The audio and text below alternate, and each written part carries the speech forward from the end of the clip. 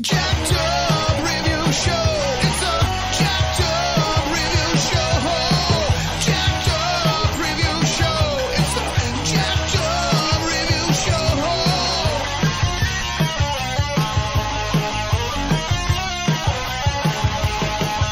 Join us as we cover many an insane movie and numerous cult TV phenomenons. Are you ready to get jacked up? Are you with us? Then listen on. Listener discretion is advised. It's a Jacked Up Review Show. It's a Jacked Up Review Show. Jacked Up Review Show.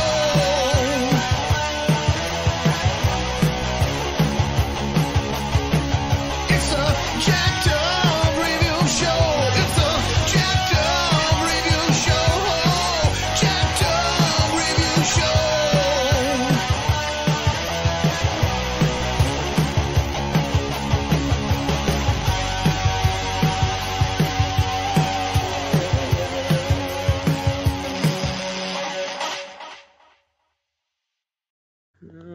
Okay, welcome from all corners of the galaxy. We got Daniel Nightmare Nerd Ryan. Greetings, horror fanatics. We got Jonathan, the Action Elites, Mark. What's up, everybody? And we got Tara, who was she? Jabbari. Thank you. Special guest. And so I just thought, out of all the actors we were choosing, just other likable but very diverse faces, and Antonio Banderas was one of those. So the special guest always gets to go first. Mr. Jabbari, what was your intro to this Spanish actor who is award-winning and very It's diverse? probably Legend of Zorro, which was like 98. Okay. I still quote that movie quite a lot. We're like, what, you kill somebody? And they're like, that is not the fourth commandment. That we still always do that kind of thing, or like, oh, what could you have possibly done in 3 days? Come back when you've done more or something. Right. We still quote it. So I always I loved that. And then Desperado, and then I was introduced to like Desperado. I got really into Robert Rodriguez. Okay. Is her name Isabel, like Salma Hayek's character? I think so. Yeah. So when Once Like Upon this. a Time in Mexico came out in like 2003, I was her for Halloween, which was just put on a pink tank top and a red skirt. I did not and do not have the body of Salma Hayek, but 14-year-old doesn't care about that. Pandemonium. Sorry? Satanical Pandemonium. Yeah. So it was like, I really liked that. And when we were talking about, and then I got really into Pedro Almodovar when I got into college. Okay, nice. And I watched Woman on the Verge of a Nervous Breakdown, I think is the entire title. And Antonio is in it for a little bit. Right. But they used to work together a lot. Absolutely. And then, no, not their most recent, because that's Pain and Glory, which I watched earlier this year. But The Skin I Live In, listen, it's hard for me to lose my appetite on stuff. Do you guys remember that disgusting 2 girls, 1 cup video? Haven't watched Only it. Don't people intend to. reacting to it, but Not me obviously. too. But I remember we watched it and I was like, yeah, I could go for some ice cream. And I don't lose my appetite. Okay. But there are certain things, there's 2 films that I was like, what the fuck? And I could not. One is El Secreto de sus Ojos, The Secret in Their Eyes, if I'm not mistaken. It's an Argentinian film. They That's did a good one. American version. Yeah. But the Argentinian film is very well done. There's a twist at the end, and I was like, what? And the same thing with The Skin I Live In. Very different twist, but just a huge twist that you did not see coming. And I'm like, Petra, what the fuck was that all about? I like literally put down my fork and I'm like, oh my God, I don't know what to do with myself right now. And There's definitely a lot of these kinds of movies. Every actor's unfortunately had to bear that kind of responsibility where they don't know whether anyone's going to like or hate it. But like you say, it is kind of one of those, it's like, I would always just in general, just go to movie review sites and get a general gist. Like the Sci-Fi Movie page was one of them. I had plenty of other ones, international film discussions, and there were some people who were really good at just kind of, even just flat out just saying it in English, saying, this movie may or may not appeal. Yeah. Nowadays, everyone just likes to get technical, rent it, buy it, don't watch it, and it's like, well, we're gonna eventually end up watching it anyway, especially if it's one of those 10 DVD or Blu-ray packs. So, if anything, we want to know where it kind of ranks on their scale, you know. Yeah, especially The Skin I Live In. It's not even that old. It's less than 10 years old, but I don't know if it would ever get made today. No, definitely not now. No. Right? And I don't know, do we do spoilers here? We kind of have to, don't we? I'm gonna try and hold off on the twist for that one, because even though I had partially spoiled too, to be fair.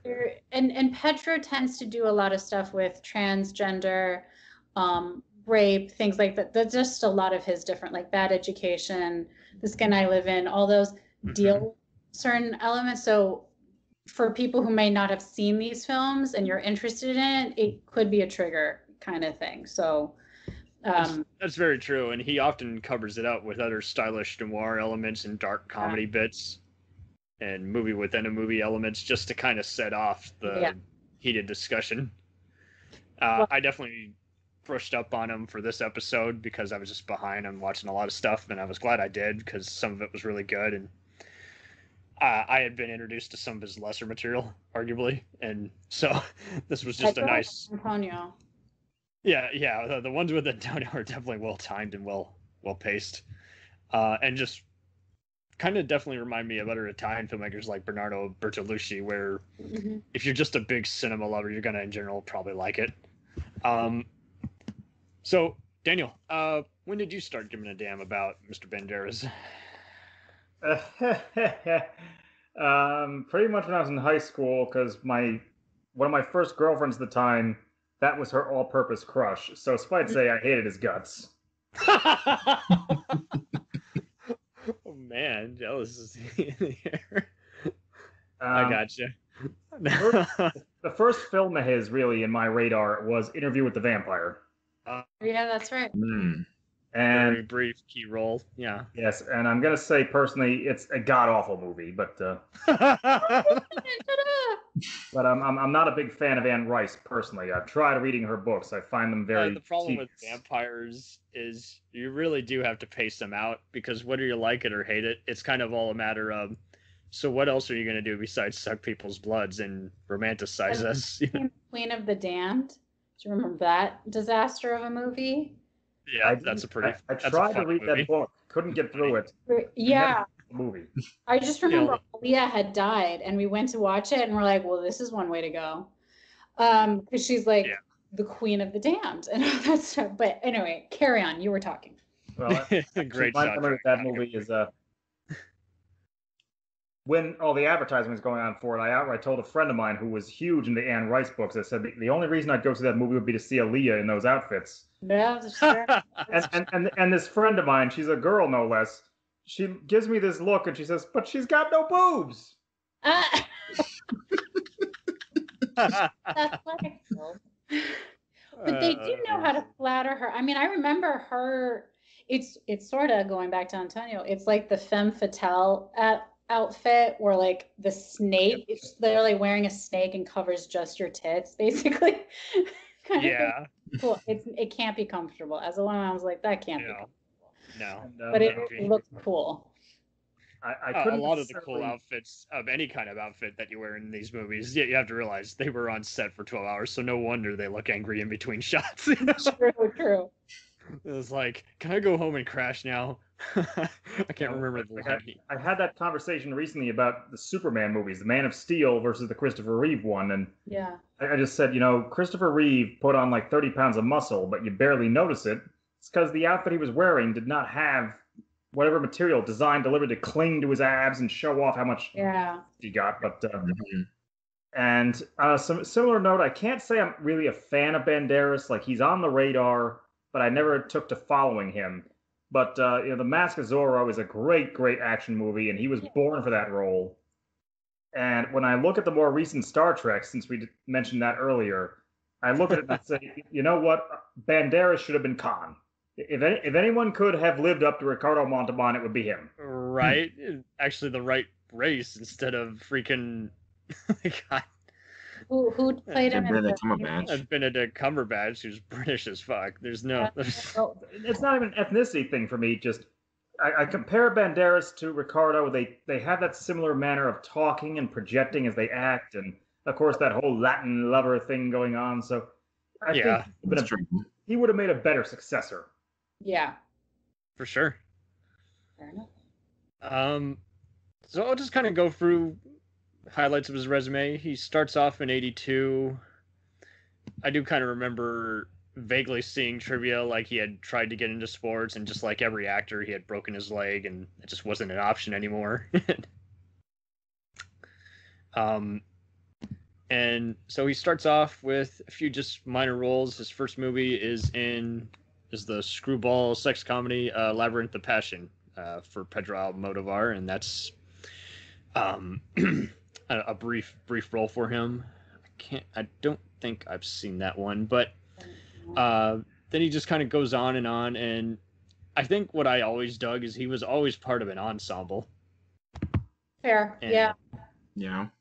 And so I'm even more impressed by how he wasn't familiar with certain, English, and he just had to slowly work his way up. Really, the highlight for me is just how he chooses different diction. He's played different ethnicities. That's really been the winner for me in general. And he can sing like no tomorrow. It's unbelievable. So I was listening to his song for whatchamacallit? Oh, Phantom of the Opera? No, Desperado. No? He does a song, and it's so catchy. And when I first got onto the Skype for our thing, I had it on, and then you guys were like, "It's the wrong time." I'm like, "Oh darn, sorry." But I still have it on my thing. What does it say, Ken? It's with Los Lobos and Antonio Banderas on the Desperado soundtrack. I can't find what it's called, but it's good. Nice. Okay. And he has a beautiful voice, singing voice and stuff. Yeah. Okay, for sure. I would definitely say so, especially because he even translates a lot of his roles into other languages for like the international versions, and we'll get to there. Today I did watch Matador. Has anyone seen this one where there's a wounded bullfighter and there's a bunch of other femme fatales and lawyers? It's kind of Pedro's homage to Hitchcock. No, I haven't seen that. Never heard of that. Well, there's even there's a totally a Rear Window inspired segment to make it even more kind of diabolic. One of the movies on the screen is the famous Duel in the Sun. So just to escalate the passion in the room.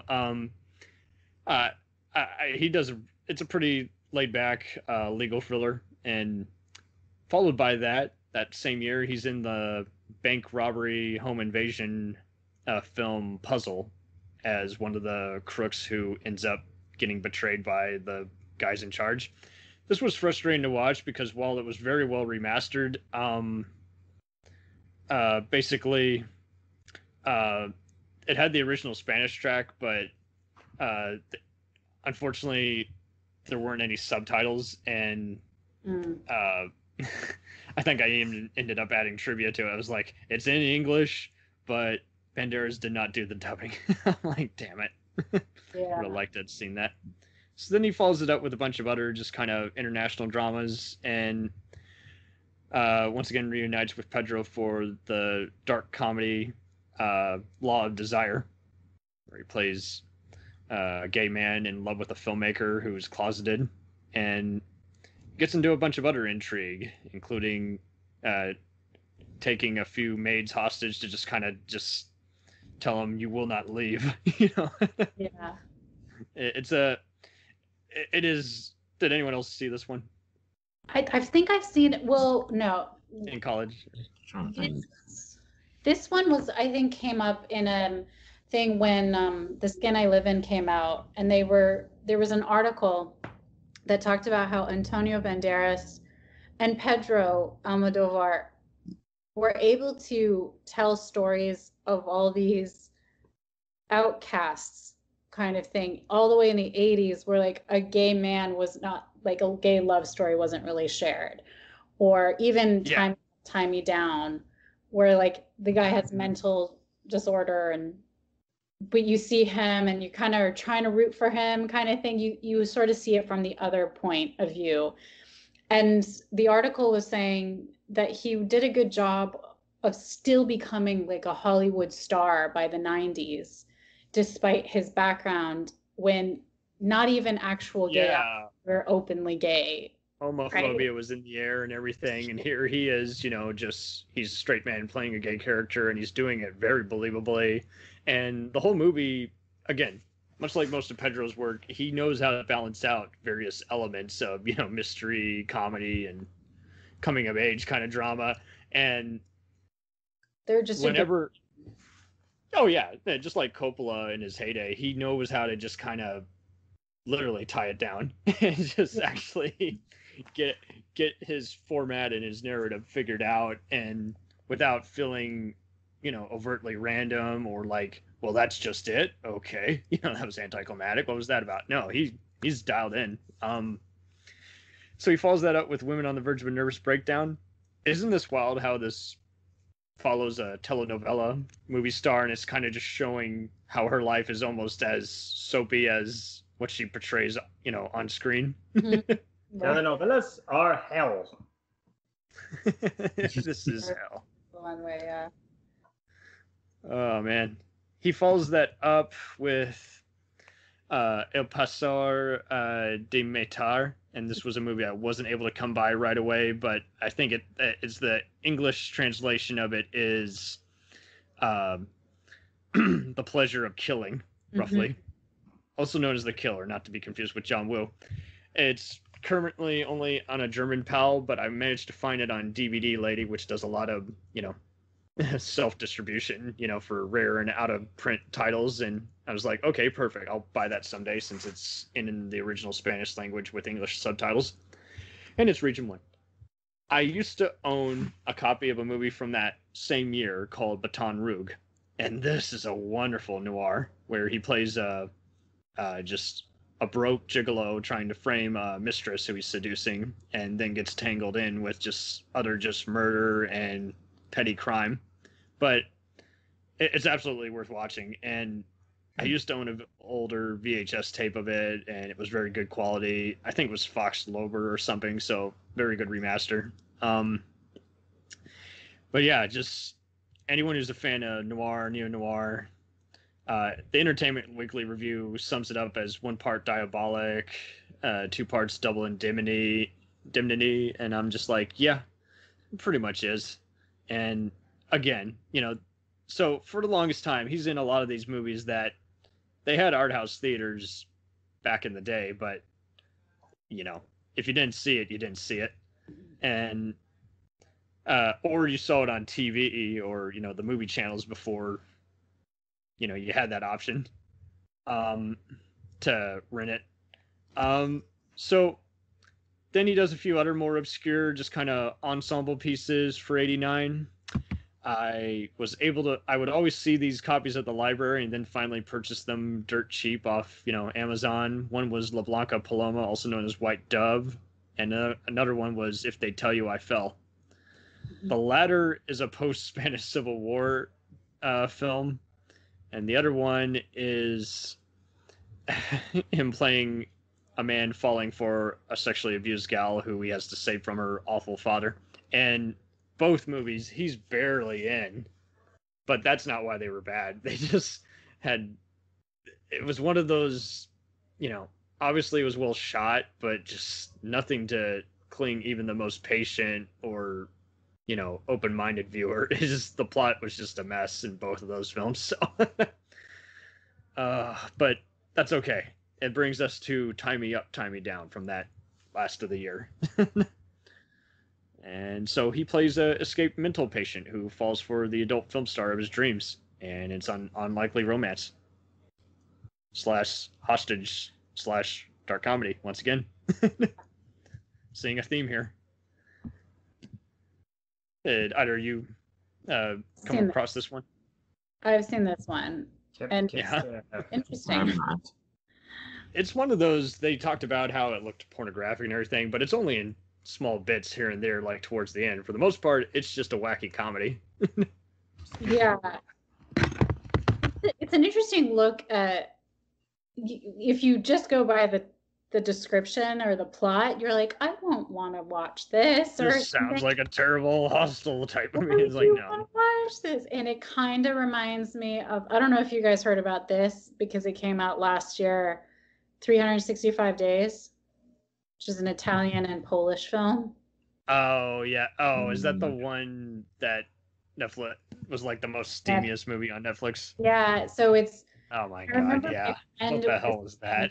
She's like a mafia guy who kidnaps this Polish girl and says, I'm going to give you 365 days to fall in love with me.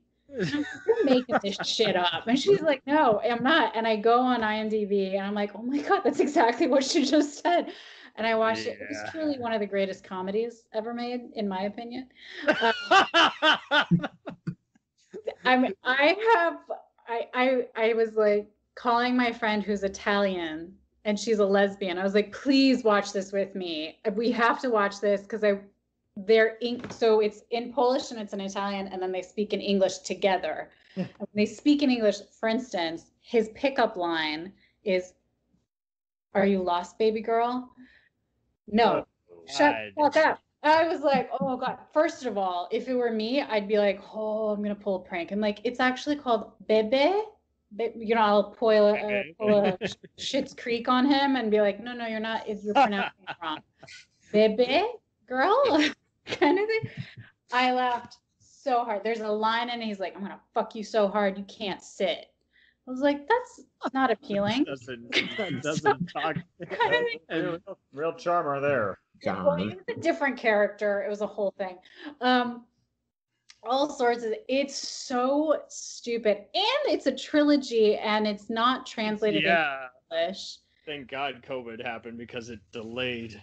Well, it's coming. Dudes, I found out what happened, and I'm like, it gets wild. There's a third mafia person involved who tries to kidnap her. I was like, what the fuck is going on? The girl never looks the same in any two shots. She always looks like a different person. It drives me crazy. I've seen it many times. So hard. I was just watching that movie to see if it would be funny and an excuse for skin, and then it just ended up being just how not to film a movie. It became that kind of laughing kind of game. And I remember Time Me Down is not like this movie, but this movie is like, sorry, we got into a tangent. I got into a tangent. But it's the idea of, and going back to like, could this be made today? No. Probably not, even though unless we're just talking about Tarantino or Spike Lee worked on it, probably not. Yeah, it's talking about mental disorder. You know, he's not mentally stable. He wasn't in an asylum. And then objectifying the female character because she chose this career does not mean that she is your property, kind of thing, to kidnap a woman. Absolutely, yeah. And the fact that it becomes an unlikely romance and they didn't even think it would actually work, you know, it still doesn't, because it's played for laughs, you forgive what's otherwise not acceptable. But they do have this that's what Pedro does. He has a charm to it, or he uses really bright colors or something that just like captures your attention. He does capture the mood in the room, so you feel like they're actual people as opposed to him just winking off and making random bullshit. You know, it's like, no, he's organized. He thought this out thoroughly. Yeah. And someone else, if they did it nowadays, they would be probably accused of, you know, portraying mental patients in a bad light or slut shaming, you know. But also, if you think of it, he became Antonio Banderas. We're getting closer to the time where he becomes a Hollywood star, like the ultimate goal, theoretically. Absolutely. You still haven't seen anyone today, let alone in the past, be able to play these parts and then get to Hollywood status. Maybe after they become Hollywood status, then they start to diversify more. But I mean, you don't see necessarily Brad Pitt doing this, or George Clooney, or no, not Bruce at all. Willis, or, you know, they never did these things. So I always was like, it's so interesting that Antonio Banderas was able to pull it off. And still, I didn't necessarily have a crush on him. I totally see though the appeal, because he has a presence and stuff, but it was how people can still see him as a leading man despite these past roles. You would think that wouldn't actually work out. Most people would say, don't take this role as a mental patient. Don't take this role as a gay man when you're starting out, especially. Yeah. Like, fuck it, let's do this. And it worked in his favor, I think. Well, and I think he clearly picked enough people's brains. It helped that he started enough claim movies. And like you say, he was definitely taking a lot of chances, but I think he was hanging out with the right kinds of crowds instead of hanging out with movies that weren't well run or produced. And like you say, over time, he's definitely an example of someone who, because he was in so many different kinds of productions and different types of genres, so many people knew him from different things. So that's why he kind of had an everlasting appeal, and people inevitably would go back and watch some of his earlier or later movies. So yeah, he brings us to the 90s with Contra el Viento, which is also known as Against the Wind. And I meant to actually buy this. This is definitely where it's basically just kind of an environmental thriller, and he's fleeing Madrid, and he's a coal miner, and strikes up a friendship with someone, as well as getting into a taboo relationship with his sister. And this was one that was mixed but rather well acclaimed by just showing how basically this man clings on to any person who in any way is kind of attached to him, and through that love just keeps himself alive, especially when this, you know, when it goes back to the environmental thriller aspect of it, just shows you how this mine is causing cancer and basically destroying any kind of decent living for those working in it. And so then that brings us to a few other international films, but yeah, his first English language film, which is The Mambo Kings, has Nestor Castillo. Here he is playing a Cuban, along with Armin Asante. Did anyone ever see this one? I have not. Oh, this one, I've just never seen it. I had always caught parts of it on TV, and then I finally was able to rewatch it for this. He absolutely owns every scene he's in, and for when he was barely speaking any English at this time, he did a banged up job. He really brought in a lot of the charisma, and just, he's really good at body language, but here it's just absolutely no exception. He just totally just makes you root for, you know, will he make it as a musician? Will he fall in love? And instead of just being just, you know, self-indulgent. And then he's in a brief miniseries for Italy, where he gets to play Benito Mussolini. And this is another one I think you can acquire it in some English markets, probably edited down, but I thought that was cool that he got to play that, you know, kind of role. And definitely where you start seeing him play, you know, different ethnicities. You know, he's already played a Cuban. Here he is just playing an Italian, you know, who's, again, lust and quenching thirst for, you know, power is just blinding him. And I mean, it's great to play any kind of dictator or war tyrant, because basically now you have to bring the humanity to what is otherwise a despicable or, you know, extremely flawed person. Mm-hmm. So this brings us into Dispara, which is also known as Outrage. This is, once again, him returning to Spain. and it basically is a Death Wish kind of movie, but hardly lowbrow. This is a very well-paced, very psychologically powerful movie. And here he plays basically a counselor who's also the romantic friend. And when he finds out that, his female friend has, been raped and this has just made her go on just a nonstop killing spree of anyone who she deems evil. He just has a key scene with her at the end, and he just gets to comfort her saying, what triggered this? What happened? I thought you said you were okay. It's just showing you how his, powers as a counselor are only good for so long. You can only do so much healing. That brings him to portraying Winona Ryder's love interest in House of the Spirits, which is a Chilean family drama. And once again, just brilliant acting by everyone here: Glenn Close, Meryl Streep, and Jeremy Irons, as just a terrible, lust for power farmer who's mistreating his slaves and going for the American dream, or the Chilean dream, which is to become a politician, and it just shows you how one man's just relentlessness can destroy everything he loves and imagines to be fine. And it's like, no, this is unacceptable. Definitely worth seeing for all the actors. Very well shot. This, going back on your theme, Tara, I don't think this movie could not be made today.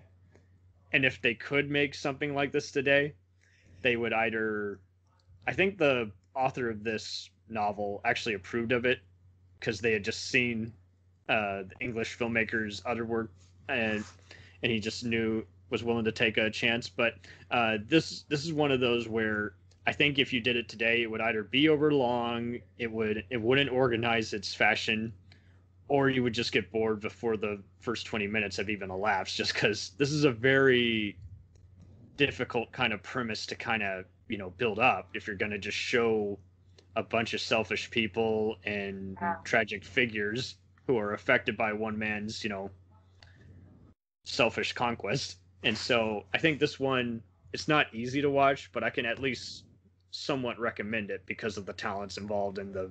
I haven't seen it, but good to know. Okay, yeah. And here's the one that definitely brought him some acclaim in the U.S. Philadelphia as Tom Hanks' boyfriend. Yep. And this is definitely one of those, basically every other family member I knew had seen this one because it was on TV a lot. And as we said last time in our Denzel Washington episode, this is just a very striking subject matter, and it could still happen and be discussed today. There's still people who, get let go because there's, homophobic people in the workplace. And Banderas, again, it's a brief but very key scene in the movie. It still deserves third billing because of its, how key it is. And I think he's interesting because, Tom Hanks has been a successful, lawyer, and who's kept his sexuality, which is taboo to, people in this day and age, under wraps. And, Banderas, is his boyfriend who's pretty much, you can tell just without him even saying it, that he's kind of been given up by any kind of friends or family just because how dare, he be different? How dare he be what he is? And again, as we've said before, this movie is just very gentle at handling just very sad subject matter, and I can't recommend it enough. So, I also want to point out that it's a great line where Denzel's explain it to me like I'm a 5-year-old. I use that line all the time too. Do you really? Nice. I did, when everyone is talking about GameStop going up and stocks, I was explain it to me like a 5-year-old. What the hell is going on? Or when people get so passionate about politics and stuff, I'm explain it to me like a 5-year-old. Why should I be voting for this person? And it forces people to rethink their structure. You're like, oh, wait, hold on. It's so well, I use it all the time. And I also try and think of it what if I'm going to explain this to a 5-year-old? It's very useful. So I always think Philadelphia for that useful tip too. There you go. Perfect. See, guys, it's quotable. It's a good movie. Well, So that brings us to another obscure movie, and ironically, it's by the same author of House of the Spirits, where he plays opposite of Jennifer Connelly, who's just basically just object of her affection. It's a slow-moving dramatic film. It promotes it as being an erotic thriller. It's not. It's just a wartime drama, once again set in Chile during the 70s, rolled under the dictator Pinochet. And I found it watchable and well shot. I didn't think it was a must-see movie or anything. It definitely gets intriguing near the end, just seeing them get out of the war-torn areas, but it's not a fully recommendation movie. And unfortunately, I saw it on Showtime, so I didn't pay $1 for it. Only for completists.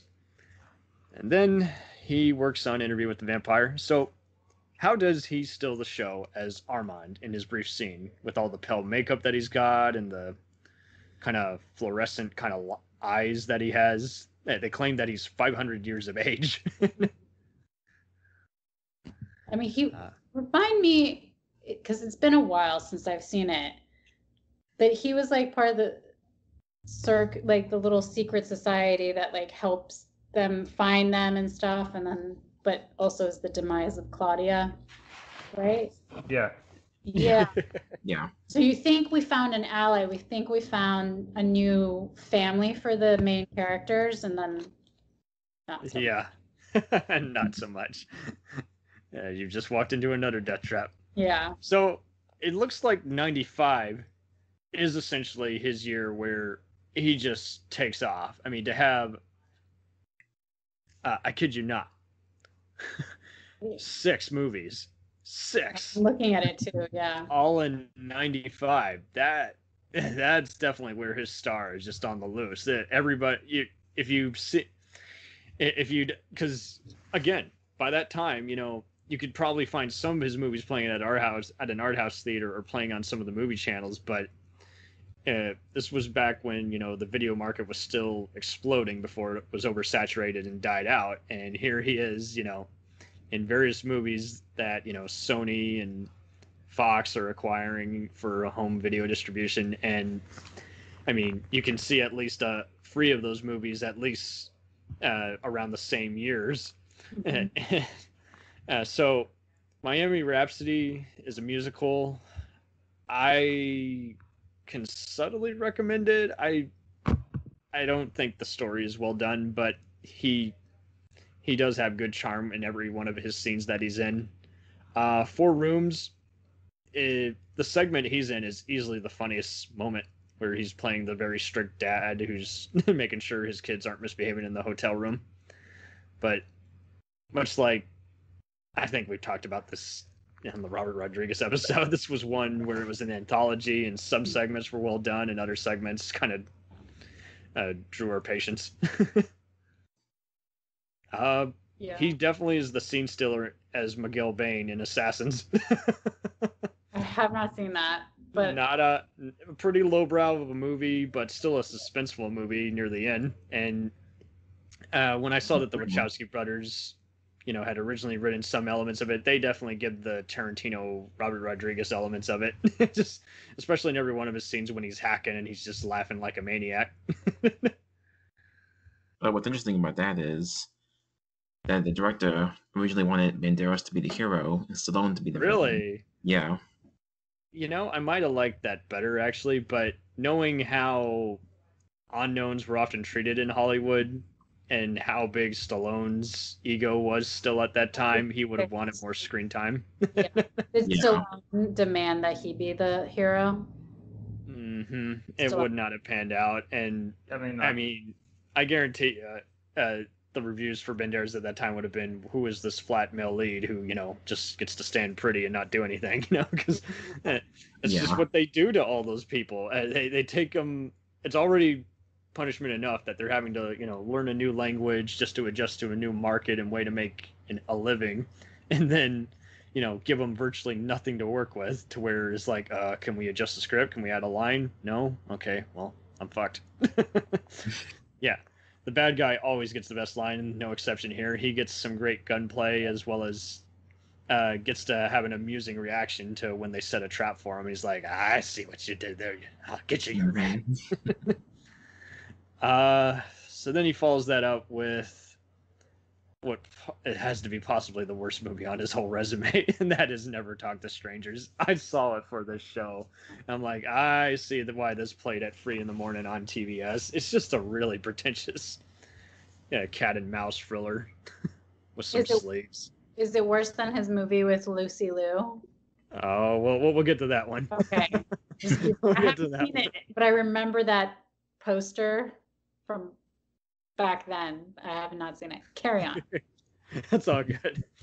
And then it follows him up with the dating comedy Too Much, which I recall being all right, but definitely where he shines the most in terms of doing romantic lead and comedy, but it's also a like it or hate it kind of movie.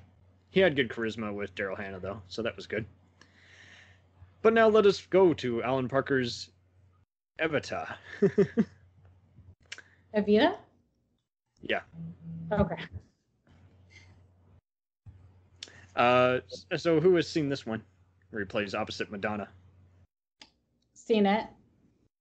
No, I've not seen that. A while ago, to be honest, but I've seen it.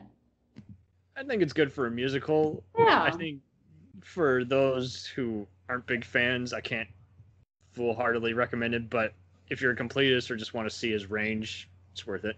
Yeah. I think history buffs really appreciate it more, or actually get more pissed off about it, but I don't know that Right. enough.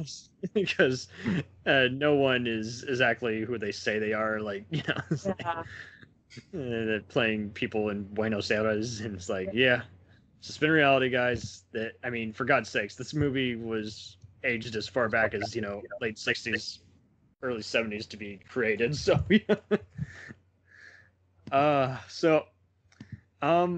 then that brings us to, we've already talked about Mask of Zorro.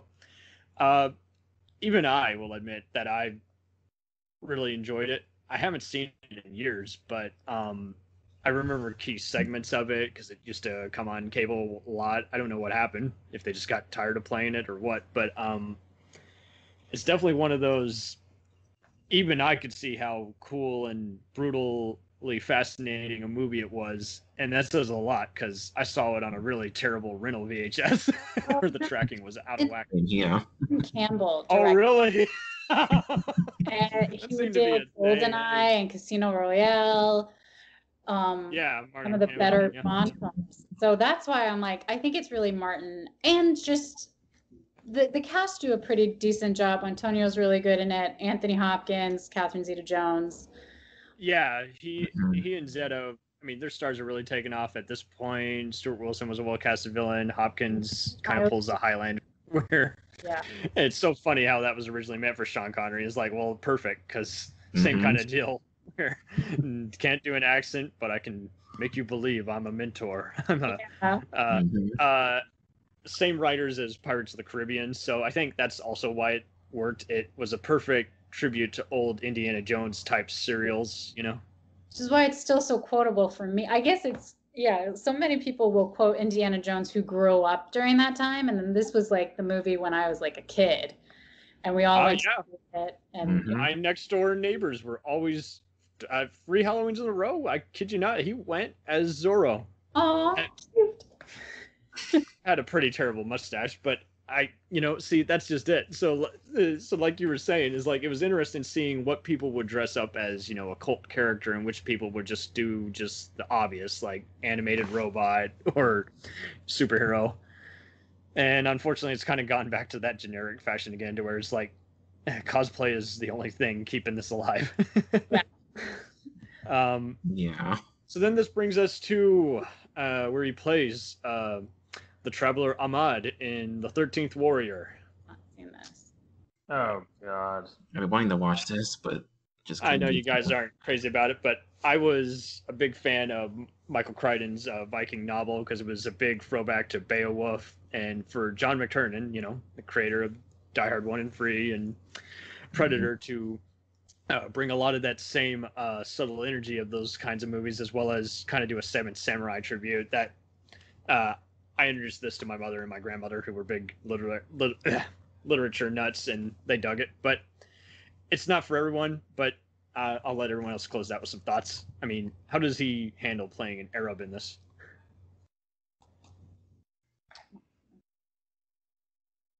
Read my face. Podcast listeners, the silence. Sorry, guys. All right. I can't say because I haven't seen it, so. All good. It varies by crowd, but I mean, I just dig some of his one-liners when he's just talking to the Vikings, and it helps that he starts out as a total wimp at first because he's just a messenger. He's not supposed to be, a one-man army or anything who's fighting this island of cannibals and forest men. We also, I'm sorry, we missed out on his bigger role, Desperado. Oh shit!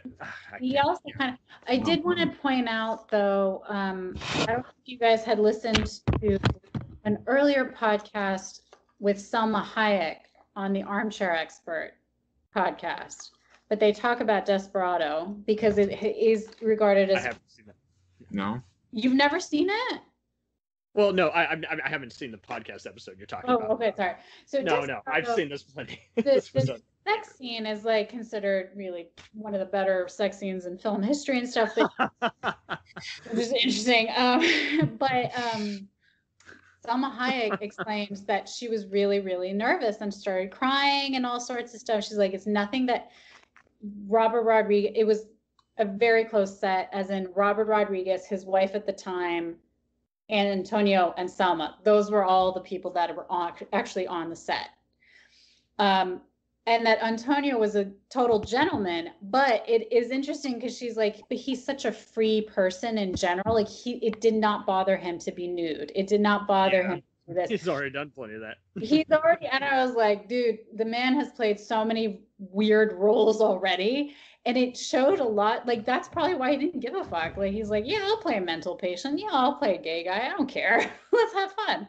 Kind of thing. So, and it's nice to know as a person, like when you hear it from a co-star's point of view, that it's nice to know that he was a gentleman. He made her as comfortable as can be, and it was nothing that he was doing, and that they were very supportive of her too. And of course, it was the studio that demanded the sex scene. Originally, there was not going to be a sex scene, and they're like, "No, producers, man, the sleazy producers and stuff." But I actually never gave the sex scene a second thought because I either saw it on TVS or when I saw it uncut. I just didn't really occur to me because it's such a brief moment, but a lot of people remember it. Moment, but they do lots of different positions that when you were like. You're like, huh, she's not even facing him. What is it? And then like, oh, I get it. It's this lust or love. Oh, it's just sex. But it's film. You hear his music, his voice, singing voice and stuff. It's a great film. Anyway, carry on. Oh boy. Oh dear.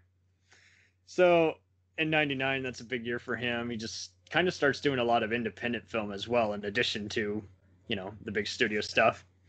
Definitely for franchise pictures, which we'll get to in a minute, and Sony and nowadays New Image, Millennium Films.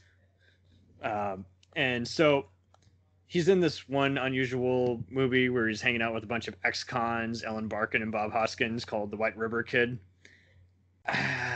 This one was hard to get into. The trailer was definitely far better than the movie, and I was just like, interesting. I think it premiered on HBO or Cinemax in the States after being at festivals, but it was a rough sit with some good acting. Same year, he's in the boxing drama buddy film Play It to the Bone with Lucy Liu and Woody Harrelson. What a fucking stupid movie. It, but I remember. It's got cameo appearances from everybody, including Rod Stewart, Mike Tyson, Wesley Snipes, Tony Curtis, Natasha Gregson Wagner, Jennifer Tilly, and even Drew Carey. It's just a really stupid movie. And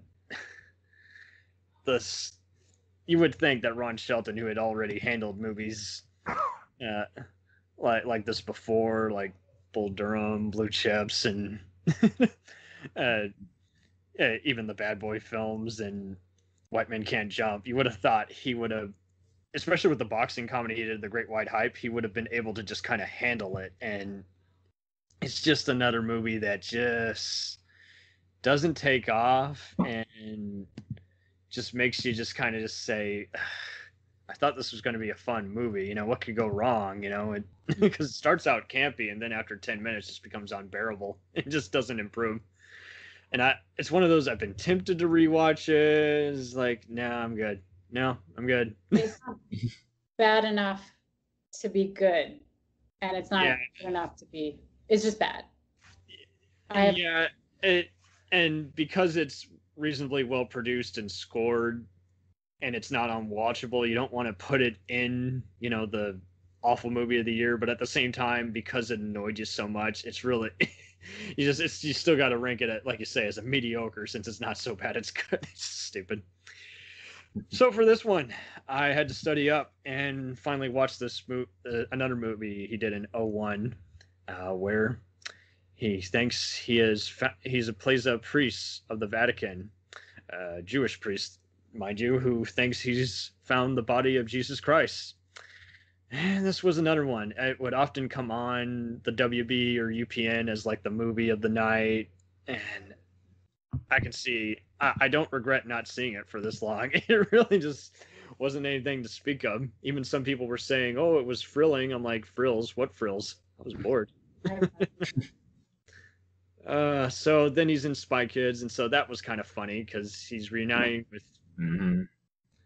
Rodriguez, and that was a fun movie. I really enjoyed that one. Definitely introduced me to Carlos Gugino and all that, and this is the one that introduced me to him. Oh, really? Okay, so there you go. I think it's the first one I saw him in too, but I had seen all his posters of his various movies and ads for him playing on TV for a while. And so then that brings us to the late night erotic thriller Original Sin, where he plays opposite Angelina Jolie. Did anyone ever bother with this one? I liked it. I have the DVD. Oh, nice. The unrated one. I think I'm the only one who actually liked it. I dug it, but it was just... It's not a great movie, but it's entertaining. Well, and fortunately, I saw it on TV, so I didn't see a lot of the explicit moments, but I at least thought it was an interesting, well shot and moody movie, showing how this man, this playboy with all, who's kind of a semi-millionaire, but has this mail order bride and just gets into this web of intrigue, and then he actually, falls for the con woman, and it's like, so as a noir kind of movie, yes. As a sleaze thriller, yes, it works. But I'm not going to blame anyone who didn't like it, but at the same time, I had fun with it. It's not Basic Instinct, but which had all those elements and it still worked. But like this one, you're like, if you like the genre or if you just like who's in it, I feel like they had fun making it. Roger Ebert liked it, so. That movie's supposed to be entertaining, and I was like, I'm entertained. I like her pretty dresses, so. Yeah, and it doesn't end happily, and I don't know. Sometimes you just need doesn't it? Just intrigue and violence. It's just all you need. Yeah. It doesn't get creepy, and it doesn't become. But this is definitely where I start seeing him kind of appear in some of these unusual noirish kind of movies. Watching Thomas Jane in this, I was like, "What the fuck is this?" He definitely has an unusual thing on your lip. Is that a mustache? No. Yeah, I don't know what he was doing there, but fortunately his screen time is limited. So. Yeah, exactly. So, all right. Then he appears in Femme Fatale the following year in 2002, and this was another one. The poster, the trailers, it just looked like a very stupid movie you would want to see just again for the naughtiness of it all. But then I ended up actually rewatching it a few years later, actually a few years ago, when I was doing some dog sitting, and I was like, you know what, Brian De Palma, you've done some good movies, and you've done some really bad movies, and you've done some overrated movies. This one, I kind of like it in an Identity, Usual Suspects kind of way, just for the ending alone. But it's another one, it doesn't really make up for a lot of his other misses, if that makes sense, that he's had throughout the last few decades. But yeah, I recommend this subtly. I don't think it's a must-see, but I don't think it's awful. I watched it this week for the first time because I remember it was everywhere, being advertised everywhere. And it takes forever for the opening credits or something. And then it's exactly Brian De Palma. I'm like, shut the fuck up. Really? And I'm like, wait, that makes a lot of sense now that I think about it. You're right. Why is this starting out like a Hitchcock movie? But yeah, it looks... and I was like, no, that does make a lot of sense. And for me, this is the last good movie he made, in my opinion. Fair. I know some people like Passion, but I have tried twice with that movie, and I hear the remake is better, so I'm just like, yeah, because the other one he did was just like an abysmal Iraq War version of Casualties of War, which is definitely the better movie, so I'm just like, yeah, sorry, De Palma. After Domino, I think you need to hang it up. Fair enough. So then he stars in the sequel to Spy Kids 2, and then he gets into other spy intrigue, and it is as FBI agent Jonathan X in Ballistic Summer. Jeremiah. I remember some credits even said it was Jonathan X. I'm like, it was Jeremiah in the movie. So this was one of those I was always half and half on. I never thought it was worth the 0%, and I don't know how it got to 0% on Rotten Tomatoes, considering there were some decent reviews for it. Yeah. Let me just say, it starts out as basically a Replacement Killers Eraser kind of Art of War kind of movie, and then near the end kind of becomes a Tango and Cash Lethal Weapon kind of film. I've never seen it. It's all good. If you're a spy movie completist, you might dig it, especially how it feels like a live action anime at times. It does. I've heard the score by Don Davis, who also scored, again, Star Trek and The Matrix multiple times. Yeah, you're either like it or hate it, but it's a far better spy movie than, say, anything Steven Seagal's done in the last 3 decades. So. Okay. It doesn't have to be Born Identity. It doesn't have to be Taken. It can just be a simple spy movie. So then he has a brief... What that is... the behind the scenes, regarding that movie. What's that story? So what John has led us into, it was the second movie Banderas has done for Franchise Pictures, which was the infamous company that later closed its doors following Germany tax fraud after doing a little-known movie called Battlefield Earth. Is that the one with John Travolta about Scientology? Yeah. Yeah. And so basically Andrew Stevens had a big head. He was known for being a dickhead to many people and just being a ego-headed actor and producer. And despite having some hit movies like The Crossing Guard with Jack Nicholson and The Whole Nine Yards comedy series, it just wasn't enough. Many of their movies flopped both monetarily and critically, and they were just like... And for a while, Warner Brothers, from people I've actually interviewed, I've even interviewed the director of this movie, who's a very nice person who's restructured his career. And he was always half and half on this movie. He's like, if you like it, great. If you didn't like it, it's okay. I'm already beside myself since they threw me out of the editing studio halfway through shooting. So I think it's one of the better movies they produced, but at the same time, That's awesome. Yeah, Warner Brothers put up with this studio for so long because they would make their money back by playing it on their movie channels, like HBO. But it was stupid because just making these movies was just hell on earth. I guess you could say it was a Canon film type studio. Sounds about right. You could say that. So then he has a brief part in the reuniting once again with Salma Hayek in the Frida Kahlo biopic. Has anyone else seen this one? Yes. Okay. Tell us some fun stories about it. I liked it. I didn't know much about Frida. So it was well done. And then last year before the world shut down, I was living in Mexico City for a little while, and I got to go see Frida Kahlo's Oh, really? house. So I went with her husband, which I forgot his name. Very cool. Diego. The one who was cheating and being awful. Yeah. So it was, yeah, but this film was the introduction to Frida for me. But it was, I liked it. I liked who was in it. And I know the history now with Harvey Weinstein coming out.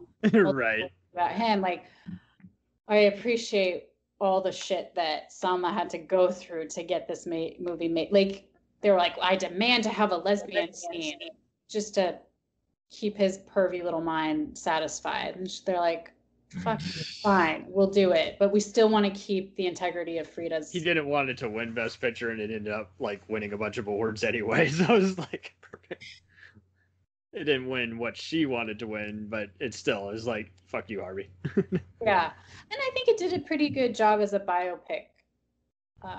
Yeah, it definitely actually shows the paintings, and if you're not into art history, you guys are going to fall asleep and not dig the movie, but if you are, you might watch it once. So then that brings us to, again, doing sequels to El Mariachi and Spy Kids, but then he's in the little scene movie Imagining Argentina, where he's, again, following with the same kind of theme, where he's playing a man having to overcome torture and a wartime during a troubled dictatorship. This movie was kind of half and half, but it's interesting how he's just playing a writer who's basically having to go after his journalist lover. Mm-hmm. And don't go expecting any kind of typical formula, but this used to come on Sundance a lot, and I thought he had good chemistry with Emma Thompson, and it's worth a watch for that. So then that brings us to, he's in the dance film Take the Lead, a Zorro sequel, and in the first two Shrek sequels playing Puss in Boots before he gets his own spin-off later on. Yeah. True. I definitely dug how he in Spanish language class in high school, we used to actually watch Shrek in Spanish just as an example, and I was impressed. I'm like, yeah, that's him actually doing the dub. And so that's how I became pretty familiar with how he was a trooper. He could speak these many languages and play these different personas. And, I already had so many other earlier movies that he had done that I always wanted to see. So whenever he was in just kind of a bad or lesser movie, I never got bummed out. It was like, okay, he's still a good actor, and he's got such a huge resume. I'll get through it eventually. So then this takes us to an obscure, another journalistic thriller, this time involving cartels and kidnappers in the city of Juarez. And he plays opposite Martin Sheen, Sonia Braga, and Jennifer Lopez in this one.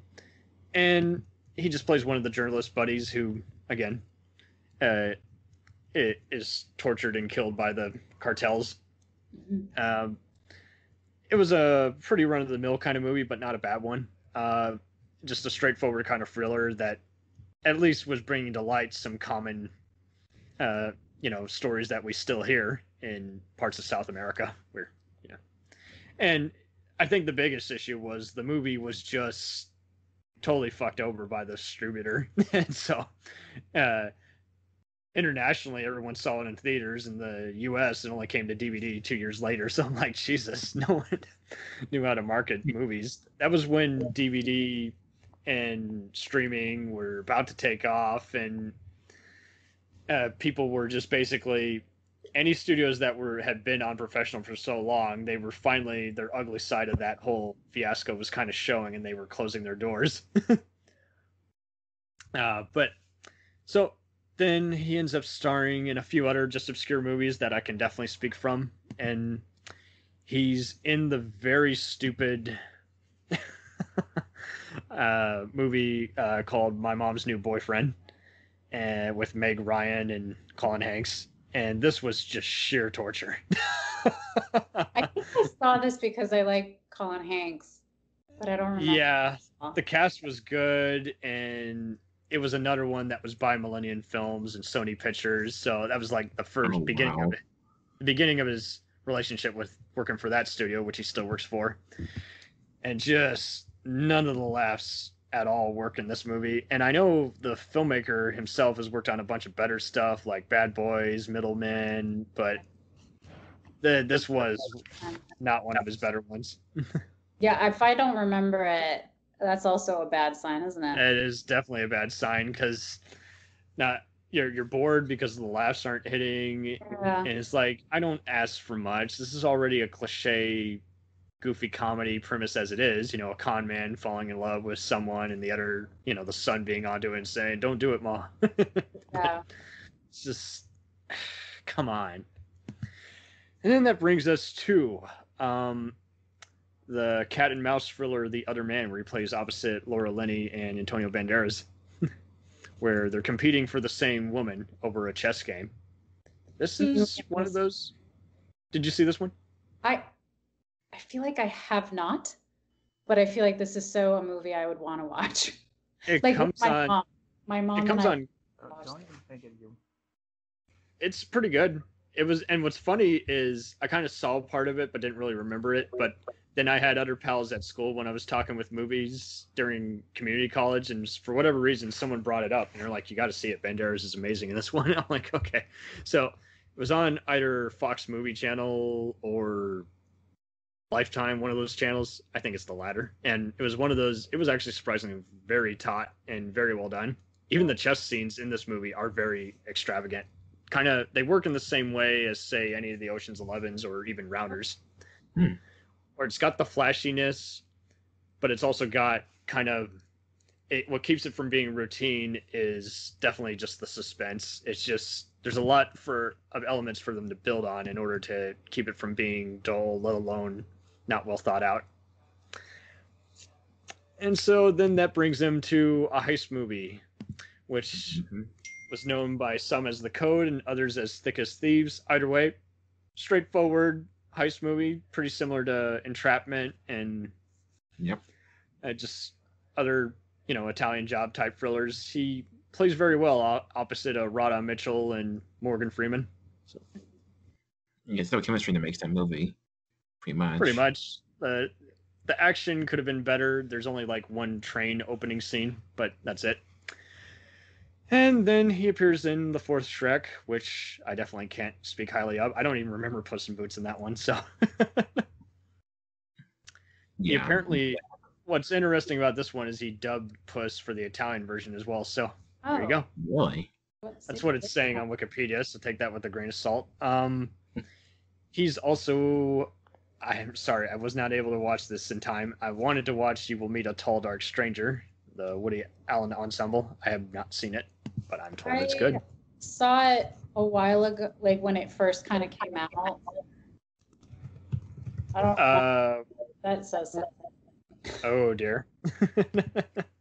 Well, I think we were talking about this a little earlier. I mean, regardless of his personal life, Woody Allen is just he works before everything. Like he used to work on a movie every year. So not all of them can be hits, and most will be misses. And this isn't necessarily bad, it's just not memorable.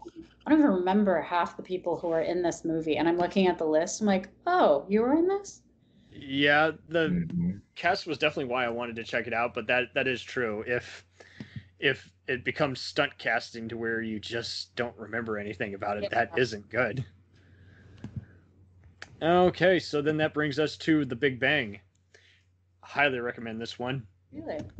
Yes, this was another one that just fell under the radar, but what was a very constructive neo-noir. And it was it was the directorial debut. Actually, no, it was the second movie. Tony Kranz, who had produced shows like ER, West Wing, and Twin Peaks. It was very well orchestrated. And I know he had worked on Mulholland Drive, so that made sense why he was able to kind of be very creative with this noir film. And all the various other actors in this, like Sienna Guillory and Sam Elliott and William Fichtner and Delroy Lindo. I like how it's pretty much a noir lover's dream. And just all the elements you asked for. Just a kidnapping, a man feeling he's being followed, crooked cops interrogating the hero, asking something he doesn't know the answer to. So it's like, and then near the end, it also kind of takes a supernatural kind of disaster movie kind of twist, and it really works very well for that, without feeling like, oh, for fucking real, you know. It still works. Okay. Yeah. I'll check that out. Mm-hmm. There's even an actor named William Marlowe, no relation, but I thought that was funny. It made me wonder, any relation to, the Bogart character? No. Pretty good. Yeah, The Big Bang. No relation to the sitcom. So, then he ends up starring in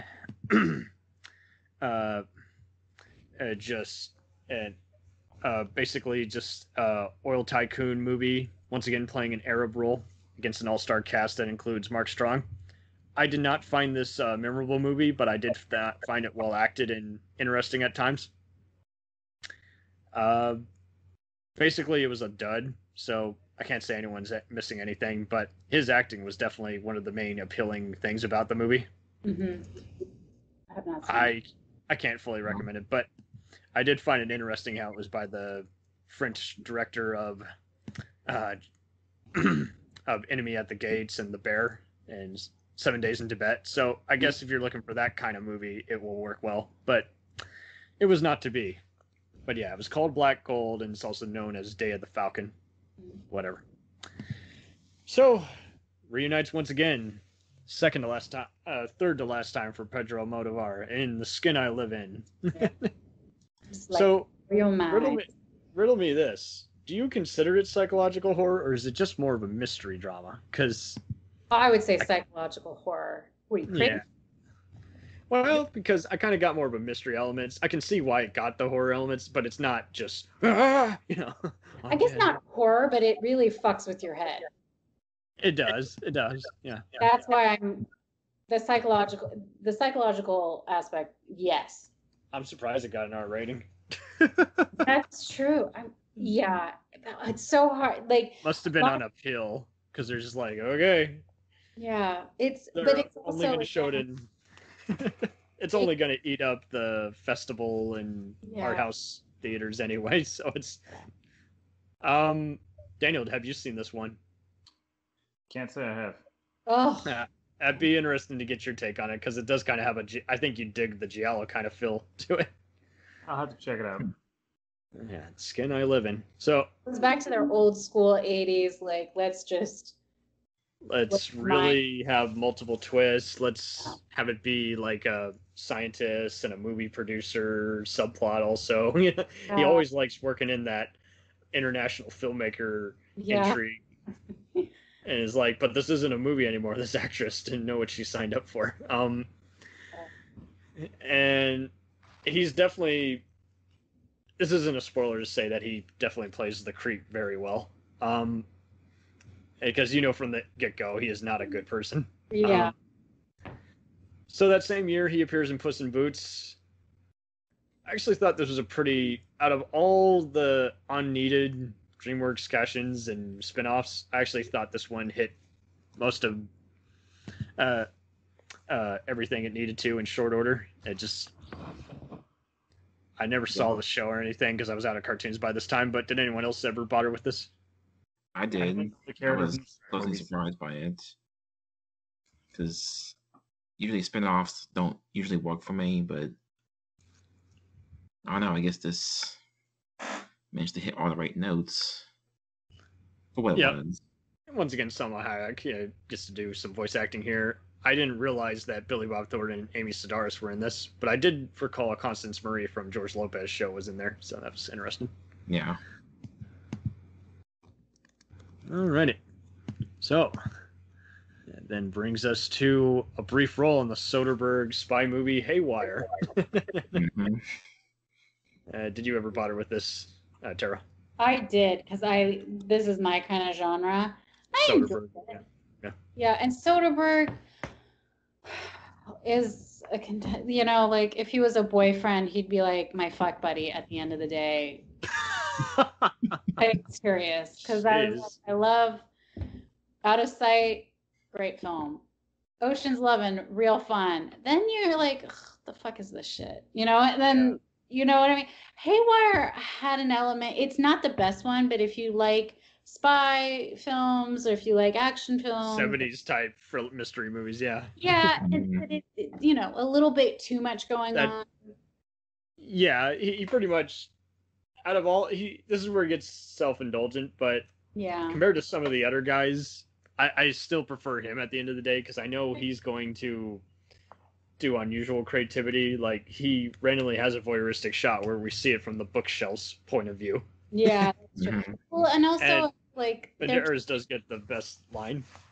What's the line? Shit.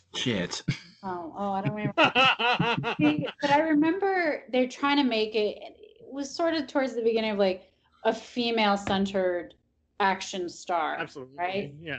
And I was like, calm down, you're no Uma Thurman. Even though in real life you can kick my ass totally. But it was just, it was a little bit too pretentious for me, for my taste. It was, it was pretentious at times. What I thought was funny is he was like, I'm trying to not make it be like the Bourne Identity movies. I'm like, well, I don't think you succeeded. You kind of did the same kind of... Nail that. You did exactly the same kind of camera work, and let alone the tension where all the actors explain different things. Yeah. But whatever. So that brings him to a cameo in the Pedro Almodovar airplane comedy. I'm so excited. He's really near the end playing one of the excited passengers. Is he I thought he was a pilot. He might be the pilot. I might be remembering it wrong. It's not one of the better ones. I feel like Pedro is not good when he tries to do like pure comedy and pure musical. He needs to add all those different elements together. Yeah, or he relies on Banderas to bring the funny, and that's why it's better. But yeah, this was one of those.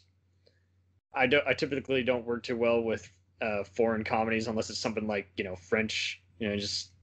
Yeah. And this one, I thought it was watchable, but yeah, I would have never even known it was by Pedro. So I saw this like maybe 3 years ago, and I thought it was okay. It's commonly on HBO Latino, so anyone who wants to watch it, you can watch it there. Then he's in the coming of age romantic drama Rudy Sparks, and I guess this was okay. All right. Yeah. It's a fictional character creating his own life. Banderas definitely gets an interesting moment in what I can't say is a must-see movie, but I really often forget that he's in this. Yeah. Much fun. Yeah. Sorry, go ahead. I was gonna say it's not terrible. I feel like if you like who's in it and all that stuff, yeah, give it a shot. But it's not, like you said, it's not a must-see. There you go. It's also in Machete Kills, but good luck remembering who he played. Oh, that's right. He's playing one of the many faces of one of the bad guys. It's just a featured cameo. His name is El Chameleon. Yeah, Chameleon. Yeah. Yeah. Others before him, and we're like, aren't you Antonio Banderas? But he's doing a favor for his buddy. Whatever you got to do. He's then in the Spanish CGI animated film Justin's and the Knights of Valor. I don't know if that's in the American version or the Spanish version, but I haven't seen it either way. Nope. Moving on. So, 2014, that's an interesting year for him. He stars in 2 movies for New Image Millennium Films. He stars in the Blade Runner Terminator-esque movie Automata, which I actually thought was a pretty interesting dystopian type movie.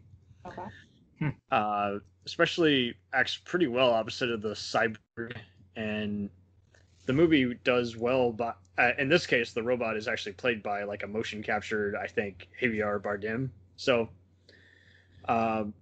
it was definitely inspired by Blade Runner, and according to both the filmmaker and the critics, definitely got that just as well. I thought it was an intriguing movie. I definitely dug just the different locations, just showing how basically it kind of had that similar feel kind of to District 9 and just that never trust anybody here. He did star opposite his ex, Melanie Griffith, in this, and I think that was around the same time that they divorced. But all in all, it was very well paced, not bullshit. Definitely recommend. And then he plays Rapido in the Expendables 3. Definitely the best character in that movie. Oh yeah. Yeah, I saw some people thought he was annoying, but John and I just dug him. He just He's just a lot of fun to watch. He and Wesley Snipes just brought so much to this. Then he plays Burger Beard in the second SpongeBob movie, and he's definitely kind of a featured cameo. He's definitely in on the joke. I would hardly say this is a movie you must see, but if you got to see all his movies, I don't think it'll hurt, especially if you want to watch something with the kids. So, Burger Beard. Then he's in the Terrence Malick movie Night of Cups, which, I'm sorry, guys. I know John is not into Malick at all. I'm behind on Malick. I have not seen this one. I tried. Oh, it's a dud, like they say. Yeah. Perfect. Oh, Malick. I'm happy for you, Malick. That's what I'll say. But Which is a shame because he was doing so great in all these ensemble movies in the early 80s and 90s, and now no, these more current ones. Ensemble movies not so much nowadays. Yeah. So I will say out of 2015, the best one has to be the 30 Free, where again we're back to the real life Chilean miner explosion that trapped a bunch of the miners back in 2010. And as I was saying in the Lou Diamond Phillips episode, just the entire cast totally brought it. Conte De Pablo from NCIS is here. It really does show you how it was just such a cover-up, and there's some interesting off-color humor that they do when they're trying to harvest their pee just to get a drink of water, while the machine harvests it. Yeah. Did you bother with this? I haven't seen it, but I remember a lot of people were saying, those who even lived it were like, they did a really good job portraying us, or portraying the situation. So, well, I've been wanting to see it, but because not every movie that's based on real events can be interesting. It's just it's hard to do, and this one actually is inspired to make you feel like you're in the tunnels with them. Mm-hmm. You're getting a bit of the, I don't want to say slang, but just kind of the idea of how miners talk and think. So I was like, okay, I'm down with it before the inevitable, disaster sets in. And so then following year, he plays this painting studier in the biopic Finding Altamira. I could not get into this one. I'll just say that. What I could get into the following year, he was in the psychological thriller Black Butterfly, which was a remake of like an Italian movie. Oh, is it? I didn't know that. Yeah, he plays opposite Piper Perabo and Jonathan Myers. Yeah, even filmmaker Abel Ferreira has a brief moment in this. Some people are going to find the plot twist predictable, and other people are going to dig it. I thought it was a relatively interesting rainy day kind of mystery. I watched it this week in preparation for this because really? It's my boyfriend, Jonathan Rhys Meyers. And I was like, I feel like it went on a little too long. I'll give you that, yeah. I didn't think the ending was too crazy. I didn't see it coming, but it also wasn't as clever as I think it hoped it was. It just kept dragging. I was like, well, now why are they are you still just it's the two of them for like a good 30-40 minutes before another person comes, and sometimes when it tries to make it into a play, it does not translate well in a movie setting. Definitely felt like a play. So that's one of the things, but it's all right. Oh, good. Yeah. They do a good job. For those who want to bother with it, it should be under one of the YouTube free movies to watch with ads. So yeah, knock yourselves out. Amazon Prime currently, so that's how I watched it. Even better. And then there's the movie Gun Shy, which I never bothered with. So it's already bad enough that the best moment in the whole movie is in the last 5 seconds where he's singing and playing guitar. So basically, he plays a rock star trying to go after his supermodel wife who's been kidnapped by. Again, we got a theme here. Kidnapping in Chile. What is with this? And it's already bad enough that the poster lied You see him with a guitar, so you expect Desperado type mayhem. You see him holding a gun, which he never does in the movie. And he doesn't have any time to bond with anybody because it's just the movie just feels very improvised and uninspired. And I mean, you expect more when it's by the director of the Rick Ashley music video, let alone Con Air. So I was like, come on. What happened here? Oh, God. It's bad. Just fast forward to the end credits if you want a Jackie Chan kind of amusing 5-second thing. But then again, don't. It's on YouTube. So save yourself and don't watch this movie. Ugh. So, once again, 2017, kind of a big year once again where he's got up to 5 movies. Yeah. So he does a lot of stuff for New Image Films. He's in Security, where he plays a military guy who stops them all from being taken over by terrorist Ben Kingsley. And then he's in the revenge movie Acts of Vengeance, which just gets to the fun. And then he is in the heist movie Bullethead, where he plays opposite John Malkovich and Adrian Brody. I can recommend all 3 of those. Good. Awesome. I can recommend 2 of them. Awesome. Oh, okay. I didn't see Bullethead, so... Yeah, Bullethead you can find on Netflix. It's not his best of the best, but he absolutely steals the show as the villain each moment he's in. Where he's just comparing... There's a show on Security. I can say that. Oh, absolutely. I mean, he better. He's the main guy, Eddie. This movie does good by going beyond just the typical Dog Day Afternoon Die Hard formula, and since I work security, I asked my friends, it's like, did you see this? And they're like, oh, yeah. Thank God our job isn't like that, but good movie. Yeah, Act of Vengeance was interesting because other than the sloppy opening credits, it was interesting seeing this lawyer kind of learn the art of self-defense and become a martial artist in order to find his wife's killer. Although that DVD cover lies to you that he's holding a gun. Yeah. 2 guns. Oh, yeah, 2 guns. That's true. If it weren't so good, it would be unforgivable. But yeah. And then he's in the period piece, The Music of Silence. And I can't fully recommend this one. Did anyone else see it? Never even heard of it. No.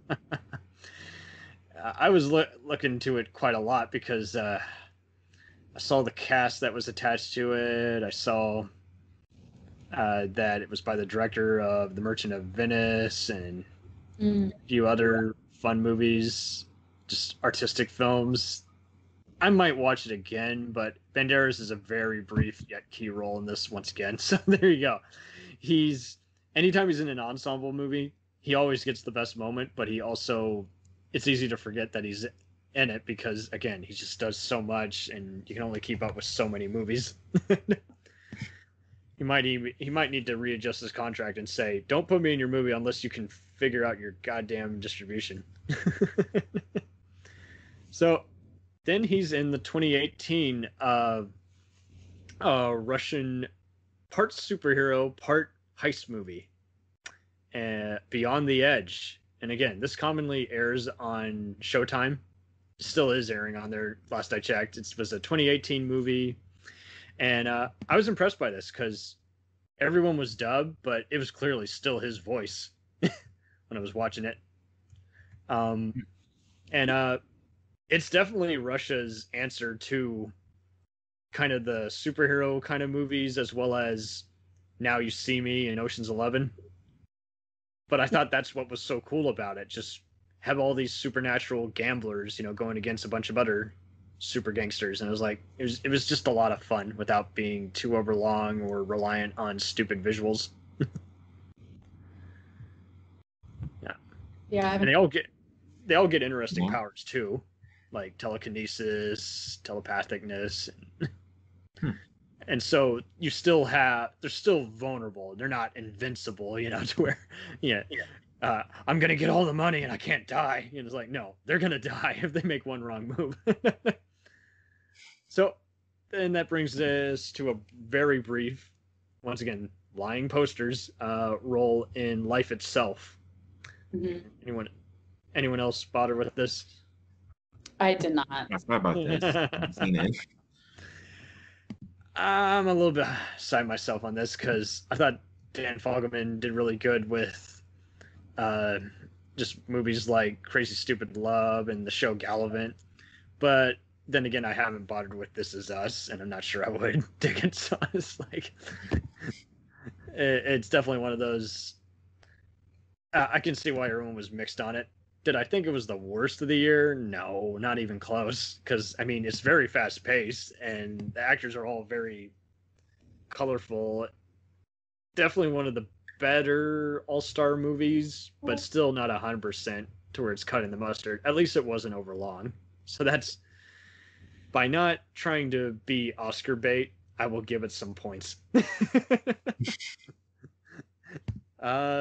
So again, Pedro Almodovar reunites with him again for Pain and Glory as the established filmmaker, a fictional filmmaker. Basically playing Pedro.